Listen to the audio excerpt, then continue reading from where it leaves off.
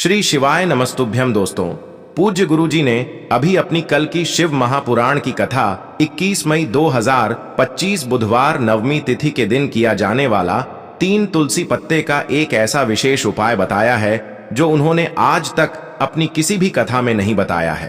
पूज्य गुरुजी ने कहा कि जब आपके हाथ तंग चल रहे हो, जब रुपए पैसे कहीं से प्राप्त ही ना हो पा रहे हो, जीवन में चारों तरफ से सिर्फ और सिर्फ परेशानियां आ गई हो, उनसे बाहर निकलने का कोई रास्ता ना दिखाई दे रहा हो, तो 21 मई 2025 बुधवार नवमी तिथि के दिन कर लेना 3 तुलसी पत्ते वाला यह उपाय होगी। हर मनोकामना पूरी मिलेगी, सभी दोषों से मुक्ति, इतना धन आएगा कि संभाले नहीं संभलेगा। माता लक्ष्मी जी और महादेव जी के आशीर्वाद से पूरे साल धन बरसता रहेगा। दोस्तों, जैसा कि आप सभी लोग जानते हैं कि 21 मई 2025 यानी बुधवार को पड़ रही है ज्येष्ठ महीने की नवमी तिथि। और दोस्तों, यह वह तिथि है जो ज्येष्ठ महीने में पड़ने वाली सबसे बड़ी और ज्येष्ठ महीने की नवमी तिथि है, क्योंकि यह बुधवार के दिन पड़ रही है और हमारे हिंदू धर्म में इसका बहुत ही बड़ा और विशेष महत्व होता है। पूज्य गुरु जी ने कहा है कि अगर कभी भी मौका लग जाए और ज्येष्ठ महीने की नवमी तिथि बुधवार को पड़ जाए तो आप लोगों को सिर्फ और सिर्फ 3 तुलसी पत्ते वाला उपाय तो अवश्य ही करना चाहिए, क्योंकि इन दोनों तिथियों का संयोग बहुत ही कम आता है। इसी के साथ दोस्तों, गुरुजी ने कहा है कि जब भी ज्येष्ठ महीने की नवमी तिथि पड़े तो आप लोगों को सिर्फ और सिर्फ तुलसी वाला उपाय तो अवश्य करना चाहिए।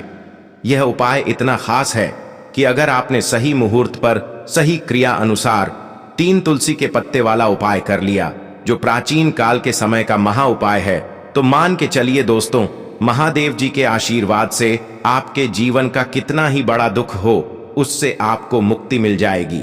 आपकी कोई भी मनोकामना हो, मान लीजिए आप नौकरी की तैयारी कर रहे थे तो आपकी नौकरी लग जाएगी, आपका बंद पड़ा व्यापार चल पड़ेगा। और दोस्तों, आप जिस बीमारी से आप बहुत दिनों से परेशान थे, उस बीमारी से आपको मुक्ति मिल जाएगी। आपके जीवन में धन आना शुरू हो जाएगा, आपके जीवन में धन आने के नए नए रास्ते खुल जाएंगे। और मान के चलिए दोस्तों, फिर आपको किसी भी प्रकार की परेशानी का सामना नहीं करना पड़ेगा। इसीलिए दोस्तों, 21 मई बुधवार नवमी तिथि के दिन आप लोगों को इस वाले उपाय को जरूर कर लेना है। भले ही आपने पूरे साल भर इस उपाय को ना किया हो, पर अगर आपने इस ज्येष्ठ महीने में पड़ने वाली नवमी तिथि के दिन अगर इस वाले उपाय को कर लिया, तो आपको इस उपाय को करने का वह फल मिलेगा जिसकी आपने कभी कल्पना भी नहीं करी होगी। इसीलिए आप लोग इस तुलसी वाले उपाय को एक बार जरूर कर लेना, ताकि आप लोगों के हाथ से यह मौका ना जा सके और आपको इस उपाय को करने का फल मिल सके। दोस्तों, यह उपाय पंडित जी ने अपनी अभी की ही शिव महापुराण की कथा में बताया है, जो इस उपाय को आज हम आपको बहुत अच्छे से समझाने वाले हैं। इस वीडियो को देखने के बाद इस उपाय को समझने के लिए आपको कोई और वीडियो को देखने की जरूरत नहीं पड़ेगी। तो दोस्तों, इस उपाय को आपको कैसे करना है, कब करना है, कहां पर करना है और उपाय को करते समय आपको किन किन गलतियों को नहीं करना है और आपको किन किन बातों का ध्यान रखना है, यह सारी जानकारी हम आपको इस वीडियो में देंगे। तो चलिए भक्तों, उपायों को शुरू करते हैं। अगर आप भी चाहते हैं कि महादेव जी का आशीर्वाद आप पर सदैव बना रहे, तो वीडियो को लाइक करें, चैनल ज्ञान की बातें को सब्सक्राइब करें और कमेंट बॉक्स में हर हर महादेव जरूर लिखें। और अपने फायदे के लिए, गरीबी दूर करने के लिए इस वीडियो को पूरा देखकर जाना। यदि आज आपने वीडियो को बीच बीच में से देखा, काट काट कर देखा, तो जीवन में आपको कभी सफलता हासिल भी नहीं होगी। देखिए दोस्तों, यह 21 मई बुधवार नवमी तिथि का दिन यह इतना खास होता है, इतना महत्वपूर्ण होता है। देखा गया है कभी कभी बड़े बड़े पूजा पाठ अनुष्ठान से जो मनोकामना पूर्ण नहीं होते, वह 21 मई बुधवार के दिन एक छोटे से उपाय करने से ही आपकी मनोकामना पूर्ण हो जाती है। अब हम समझते हैं इस वाले उपाय को हमें करना किस समय है। इस 3 तुलसी पत्ते वाले उपाय को हमें ज्येष्ठ महीने के बुधवार के दिन करना किस समय है। तो देखिए, इस उपाय को करने का जो समय है वह सुबह का समय है और शाम का समय भी है। अब देखिए, यहां पर हम मुख्य रूप से सुबह का समय नहीं बोलेंगे, क्योंकि 21 मई बुधवार नवमी तिथि का दिन है और इस दिन प्रदोष काल के समय का बहुत महत्व होता है। बाकी अगर सुबह के समय भी करेंगे तो भी अच्छा होगा, उसमें कोई भी दिक्कत वाली बात नहीं है। तो चलिए जानते हैं इस विशेष उपाय के बारे में। लेकिन उससे पहले एक प्रार्थना, अगर आप इस चैनल पर नए हैं तो आप इस वीडियो को लाइक करें, चैनल को सब्सक्राइब करें और कमेंट बॉक्स में आप अपनी राशि या अपना नाम जरूर डाल दें, क्योंकि हम राशि से जुड़ा भाग्य भी बताते हैं और भाग्य में चल रही परेशानियों को दूर करने के लिए वह आसान से आसान उपाय भी बताते हैं। तो चलिए अब हम अपने सबसे पहले उपाय की बात कर लेते हैं। देखिए, ज्येष्ठ मास के दिनों में विशेषकर भगवान शिव और माता पार्वती और विष्णु भगवान का पूजन किया जाता है। अब साथ ही साथ नवमी तिथि का दिन भी पड़ गया है, तो ऐसा समझ लीजिए आपके जीवन में धन भी आएगा, सुख भी आएगा, धन बढ़ेगा भी, और साथ ही साथ आपके जीवन के सारे संकटों को भगवान शिव जी दूर कर देंगे। तो चलिए सबसे पहले बात कर लेते हैं सबसे पहले उपाय की, जो कि बुधवार वाले दिन आपको विशेष करना है। और इस उपाय को करने से आपकी कोई भी ऐसी इच्छा, कोई भी विश जो अभी तक अधूरी है, पूरी नहीं हो रही है, तो आपकी बड़ी से बड़ी विश और मनोकामना भी पूरी हो जाती है। जब आप नवमी तिथि वाले दिन इस पहले उपाय को कर लेते हैं तो देखिए, आप सभी जानते हैं कि श्री हरि विष्णु जो है, उन्हें तुलसी दल सबसे प्रिय है। बिना तुलसी माता के श्री हरि विष्णु अधूरे हैं और बिना तुलसी पत्तों के श्री हरि विष्णु का भोग अधूरा है।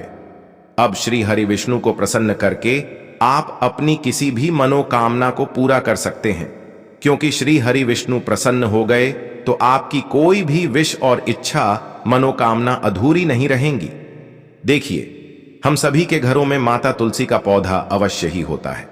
तो देखिए, हमें तुलसी जी के पौधे से सबसे पहले तो 3 पत्ते तोड़ने हैं। देखो, एकादशी वाले दिन आपको तुलसी के पत्ते नहीं तोड़ने हैं। तो देखिए, तुलसी जी के आपको 3 पत्ते तोड़ लेने हैं और इन तुलसी जी के पत्तों को तोड़ने के बाद आपको 1 चुटकी हल्दी भी अपने साथ में लेनी है। हल्दी के अंदर आपको जल मिलाकर के पेस्ट के रूप में तैयार करना है और इसी के साथ में आपको एक दीपक भी लेना होगा। दीपक आप मिट्टी का भी ले सकते हैं, आटे का भी ले सकते हैं, और इस दीपक में आपको शुद्ध घी डाल करके इसमें आपको लंबी रुई की बाती का प्रयोग करना है। देखिए दोस्तों, आपके पास है 3 तुलसी जी के पत्ते हैं। तो पहला जो तुलसी जी का पत्ता है, उस पर आपको सबसे पहले तो जो आपने हल्दी ली है उसकी एक बिंदी लगानी है। और पहला जो तुलसी जी का पत्ता है, आपके घर में भगवान विष्णु का चाहे कोई सा भी स्वरूप हो, चाहे लड्डू गोपाल जी का स्वरूप हो, या फिर भगवान कृष्ण की आपके मंदिर में प्रतिमा हो, या फिर भगवान श्री राम की प्रतिमाएं, उनके सामने आपको पहला तुलसी जी का पत्ता अर्पित करना है। अब देखिए दोस्तों, आपके पास जो 2 तुलसी जी के पत्ते हैं और आपके पास जो एक दीपक है, इन्हें आपको लेकर के पहुंचना है। अपने ही घर में तुलसी जी के पौधे के पास में देखिए, सबसे पहले तो आपके पास जो 2 तुलसी जी के पत्ते हैं, उन पर भी आपको हल्दी की एक एक बिंदी लगानी है और उन दोनों ही तुलसी जी के पत्तों को आपको अपने घर में तुलसी जी के पौधे के वहां पर ही अर्पित कर देने हैं। और इस प्रकार से यह दोनों पत्ते भी तुलसी जी के पौधे के पास में अर्पित करने के बाद अंत में जो आपके पास एक लंबी बाती का दीपक है, इसे आपको तुलसी जी के पौधे के पास में ही प्रज्वलित कर देना है। जो भी व्यक्ति अपने ही घर पर इस प्रकार से तुलसी जी के 3 पत्तों का यह उपाय कर लेता है, तो उसका परिवार हमेशा खुश रहता है। उसके परिवार में कभी भी कोई भी संकट उत्पन्न नहीं होता है और यदि आपके घर में जो भी गृह क्लेश है वह भी समाप्त होते हैं। तो इस प्रकार से यह सुंदर सा उपाय करना है। अब बात करते हैं अगले उपाय की। देखो, यदि आपके जीवन में आर्थिक संकट बहुत अधिक हो रहे हैं, धन की समस्या लगातार जीवन में बनी हुई है, 1 रुपयों को प्राप्त करने के लिए आपको बहुत अधिक मेहनत कर रहे हैं, तो आज रात्रि में सोने से पहले आपको यह एक चमत्कारी दीपक का उपाय अवश्य करना है। या फिर यदि आपका जो व्यापार है, बिजनेस है, दुकान है, वह अच्छे से नहीं चल पा रही है, तो आज रात्रि में इस विशेष दीपक का उपाय आपको अवश्य करना चाहिए। देखो दोस्तों, दीपक हमारे घर में सभी नकारात्मक शक्ति को बाहर करता है। यह उपाय आपको साल में केवल 1 बार करने का ही मौका मिलता है। देखिए, इस उपाय के लिए आपको तुलसी जी की जो सूखी लकड़ी होती है उसे ले लेना है। देखिए दोस्तों, यदि आपके पास पुरानी तुलसी जी की लकड़ी है तो उसे आप ले सकते हैं, और यदि आपके घर में तुलसी जी जो लकड़ी है वह सूखी हुई है तो उसकी लकड़ी आप तोड़ करके इस्तेमाल कर सकते हैं। लेकिन आपको ध्यान रखना है कि सूर्यास्त से पहले पहले ही आपको यह जो तुलसी जी की लकड़ी है इससे अवश्य ही तोड़ लेना है। तो इस उपाय के लिए आपको सबसे पहले तो एक मिट्टी का दीपक लेना होगा, चाहे तो आटे का दीपक भी ले सके, क्योंकि आटे का दीपक सभी दीपक में सर्वोत्तम माना गया है। इस दीपक के अंदर आपको शुद्ध घी का प्रयोग करना होगा और इससे दीपक के अंदर आपने जो तुलसी जी की लकड़ी ली है उसे भी रख देना है। लेकिन यह जो तुलसी जी की लकड़ी है इसमें आपको चारों तरफ अच्छे से घी लगा लेना है। देखिए, गुरुजी ने बताया है कि जो तुलसी जी की लकड़ी है यदि आप उपाय करते हैं और बहुत ही शीघ्रता से जल जाती है तो इसके लिए आपको एक कार्य करना है। आपको थोड़ी सी रुई ले लेनी है और उस रुई को आपने जो तुलसी जी की लकड़ी ली है उस पर अच्छे से चारों तरफ लपेट देनी है। तुलसी जी की लकड़ी के ऊपर रुई लपेटने के बाद इसे आपको पूरा घी के अंदर डुबो लेना है। अब इसे आपको बाती के रूप में प्रयोग करना है। अब दोस्तों, इस दीपक को आपको प्रज्वलित कहाँ करना है? तो इस दीपक को आपको या तो भगवान विष्णु के सामने प्रज्वलित करना होगा, या फिर आपको भगवान श्री राम के सामने प्रज्वलित करना होगा, या फिर भगवान कृष्ण के सामने, यानी कि भगवान विष्णु के जो भी अवतार हैं उनके सामने आप यह दीपक प्रज्वलित कर सकते हैं, या फिर आप इस दीपक को माता तुलसी जी के सामने भी प्रज्वलित कर सकते हैं। पूज्य गुरु जी ने बताया है कि जो भी व्यक्ति इस प्रकार से तुलसी जी की डंडी से यह दीप दान कर देता है उसके जीवन में कभी भी धन की समस्या नहीं होती है। इसीलिए आपको यह पूरे साल में केवल एक बार ही मौका मिलता है। इस उपाय को करके देखना, आपकी सभी इच्छाएं जरूर पूर्ण होंगी। यह जो उपाय है रात्रि में सोने से पहले करना है। यह उपाय करते सर्वश्रेष्ठ होने वाला है। देखिए, इस उपाय के लिए आपको मात्र 5 हरे मूंग के दाने ले लेना है। देखिए, तिथि है और यह बुधवार के दिन पड़ रही है, इसीलिए आपको 5 हरे मूंग के दाने लेना है। हरे मूंग के दाने आपको साबुत लेने हैं, खंडित नहीं होने चाहिए। इस बात का ध्यान रखें। और इसी के साथ में आपको एक तांबे के पात्र के अंदर अपने घर से शुद्ध जल ले लेना है। अब दोस्तों, इन सभी सामग्रियों को लेकर के आपको सीधे पहुंच जाना है भगवान शिव के मंदिर में देखिए, इस उपाय को भी आप सुबह भी कर सकते हैं और शाम के समय में भी कर सकते हैं। देखिए, भगवान शिव के मंदिर में पहुंचने के बाद आपके पास जो 5 हरे मूंग हैं उनमें से पहला जो हरा मूंग है आपको शिवलिंग के सामने जो नंदी महाराज होते हैं और उनका जो पैर उठा हुआ होता है वहां पर आपको पहला हरा मूंग समर्पित कर देना है और आपको ओम नमः शिवाय इस मंत्र का जाप कर लेना है।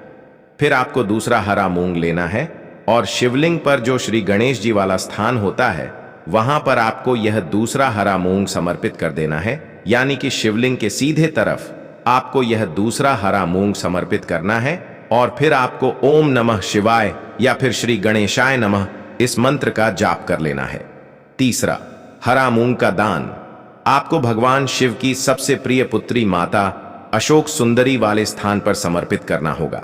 शिवलिंग की जो जलाधारी होती है, जहां से जल बह के आता है, उसी जलाधारी के बीच में जो कहीं कहीं उठी हुई लाइन होती है सांप की आकृति के रूप में, वहीं पर आपको तीसरा हरा मूंग समर्पित करना है और फिर आपको ओम नमः शिवाय इस मंत्र का जाप कर लेना है।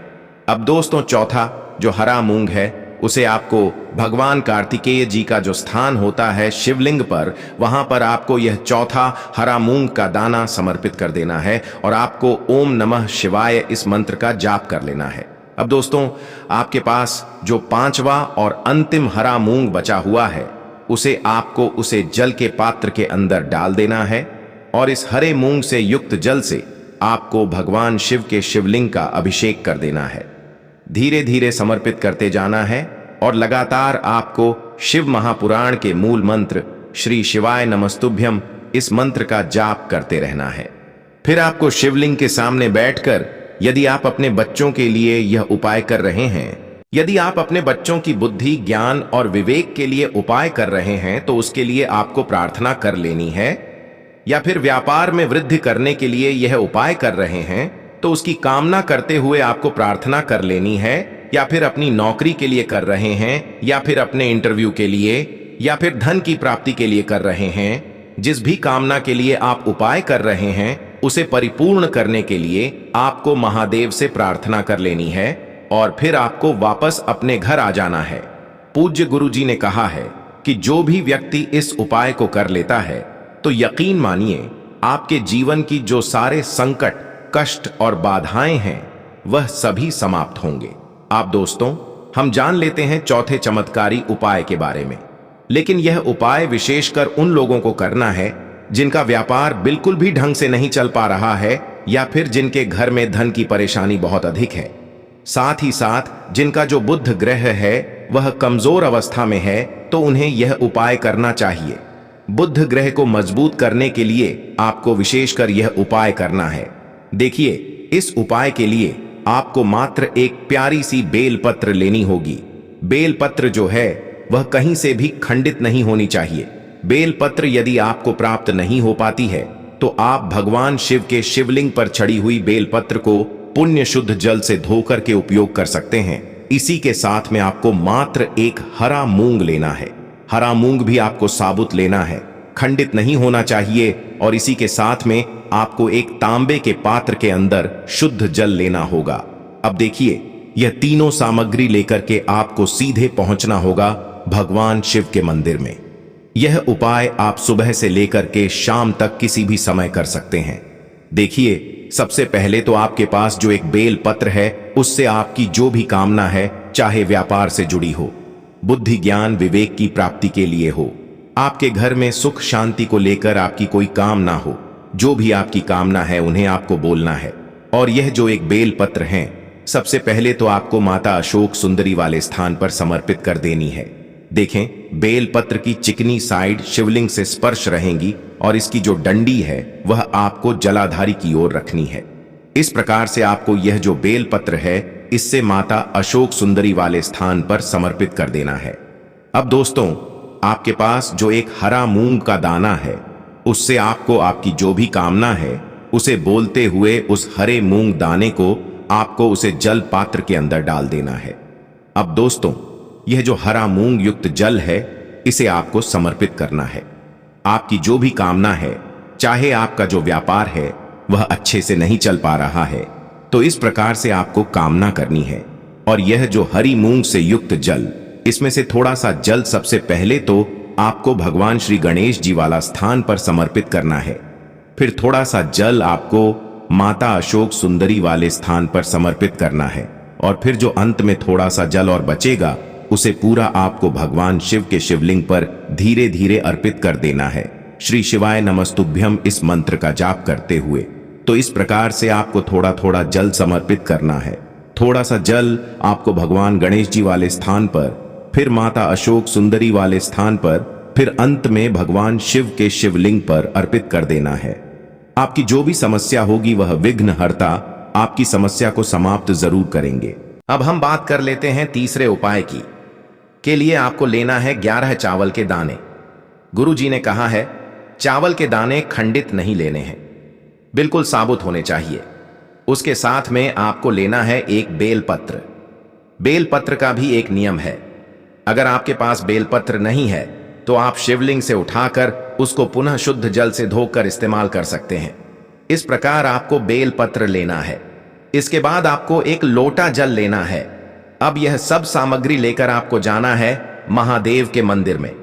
देखो, अब आपको उत्तर साइड में खड़े हो जाना है और सबसे पहले आपको एक बेलपत्र अपने हाथ पर और 11 चावल दाने रखकर शिवलिंग के ऊपर अपना नाम और गोत्र बोलते हुए समर्पित कर देना है और ओम नमः शिवाय, श्री शिवाय नमस्तुभ्यम का लगातार जाप करना है। अब आपको जो एक लोटा जल साथ में लेकर आए थे उसे धीरे धीरे बेलपत्र और चावल दाने के ठीक ऊपर आपको समर्पित करते जाना है और शिव पुराण के मूल मंत्र श्री शिवाय नमस्तुभ्यम का 11 बार जाप करना है और अपनी मनोकामना बोलते जाना है। देखो, बस छोटा सा उपाय करना है, देखना एक दिन आपके सब काम बनने लग जाएंगे। गुरु जी का बहुत ही विशेष उपाय है। चलते हैं तीसरे उपाय की तरफ। आपको लेना है एक गोल बाती का दीपक। आप चाहे तो मिट्टी का ले सकते हैं या फिर घर से शुद्ध आटा मढ़कर उसका दीपक आप तैयार कर सकते हैं। इसके बाद आपको लेना है शुद्ध गाय का घी। अगर वह नहीं है तो कोई भी देसी घी इस्तेमाल कर सकते हैं, जिससे आपको दीपक प्रज्वलित करना है। देखो, अब यह सब सामग्री लेकर आपको जाना है। प्रदोष काल में आपके घर पर तुलसी जी के घेरे के पास में देखो, यह उपाय तो आपको अवश्य करना है। देखो, वहां पहुंचकर सबसे पहले वह दीपक आपको प्रज्वलित कर देना है और ओम नमो भगवते वासुदेवाय नमः का 11 बार जाप करना है। उसके बाद आपको अपने सीधे हाथ में थोड़ी हल्दी लेकर उस दीपक में अपना नाम और गोत्र बोलते हुए डाल देना है।